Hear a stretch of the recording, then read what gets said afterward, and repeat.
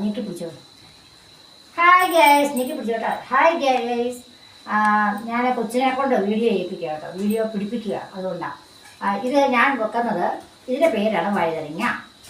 ഇതൊരു സവോള, ഇതാണ് പച്ചമുളക്. അപ്പോൾ നമ്മളിന്ന് വെക്കാൻ പോകുന്നത് തീയലാണ് കേട്ടോ.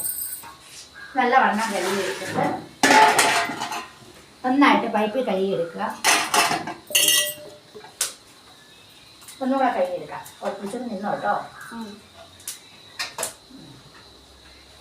പൈപ്പിലെ വെള്ളത്തിൽ നന്നായിട്ട് കഴുകിയെടുക്കുക. ഇത് നന്നായിട്ട് കഴുകിയെടുത്തിട്ട് നല്ല കുഞ്ഞു മുന്നായിട്ട് അരിയുക. കുഞ്ഞു മുന്നായിട്ടായിട്ട് സവോള, പച്ചമുളക്, ഇഞ്ചി ഇതെല്ലാം കൂടെ കൂടുതൽ അരിഞ്ഞിടുക.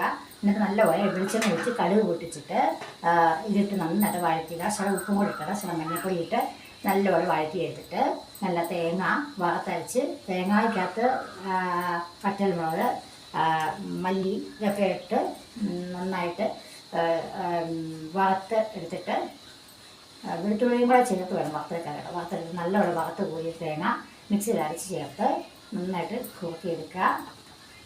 അപ്പോഴേക്ക് നല്ലൊരു തീരെ റെഡിയാണ്. വേണേൽ പുളി ചേർത്താൽ മതി. എനിക്ക് പുളി ചേർക്കാൻ ഇഷ്ടമില്ല. അതുകൊണ്ട് ഞാൻ തീയലിന് പുളി ചേർക്കാറില്ല. ചിലതിനൊക്കെ മാത്രമേ ചേർക്കാറുള്ളൂ. അപ്പം വഴുതനങ്ങ തീയിൽ വെക്കുന്ന കാര്യം പഠിച്ചില്ലേ? ഇതാണ് വഴുതനങ്ങ. മനസ്സിലായല്ലോ.